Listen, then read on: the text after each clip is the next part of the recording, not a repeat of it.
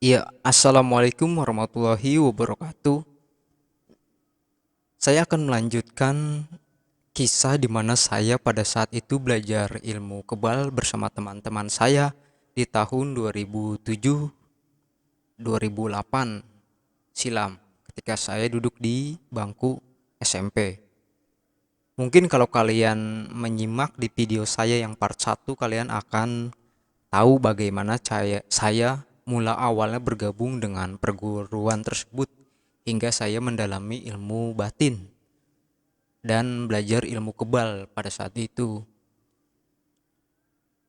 Dari mulai saya belajar pada saat itu, dari mulai pemandian di satu sumur, kemudian latihan malam di lapangan pada saat itu ya.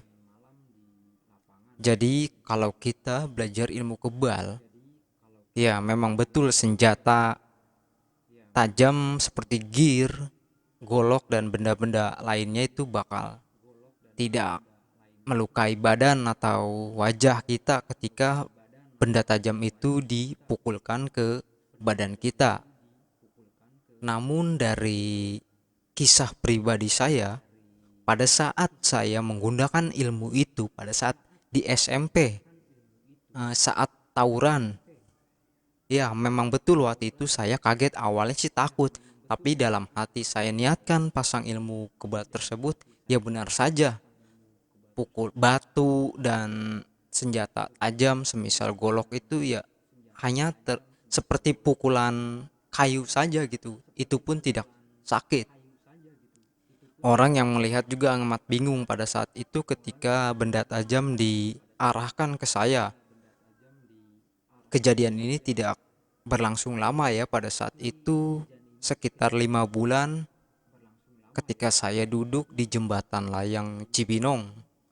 Ada satu orang pria sekitar umur 35 ke atas ya, itu memberitahu bahwa saya, ilmu yang saya pelajari itu ilmu hitam dari pandangan mata orang tadi. Orang yang mengatakan tadi bahwa ilmu yang saya pelajari ilmu hitam itu adalah ternyata dia juga mempunyai ilmu batin ya. Dia juga tahu kalau saya dan teman saya belajar ilmu batin dan ilmu kebal itu, hingga dia dari jalan jembatan layang melihat saya tuh terlihat agak gelap auranya. Makanya ia menghampiri saya dan mengatakan bahwa ilmu yang saya pelajari itu ilmu hitam.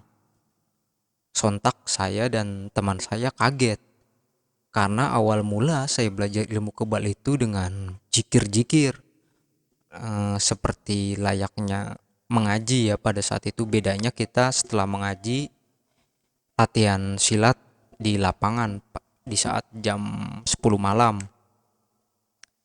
Singkat cerita, pada saat saya tahu dan teman saya tahu bahwa ilmu yang saya pelajari ilmu hitam, saya pun bertanya dengan orang itu, bagaimana Bapak meyakini bahwa ini ilmu hitam? Dia pun menjelaskan, kalau andai kata ilmu yang kamu pelajari ilmu putih, kamu saya gosok cincin yang saya pakai, kamu tidak akan muntah di hari ini juga. Pada saat itu dia menantang saya dan teman saya ketika nongkrong di jembatan layang Cibinong. Teman saya pun dan saya akhirnya setuju jika akan mencoba gosokan cincin yang di tangan orang tadi. Saya penasaran apa reaksinya.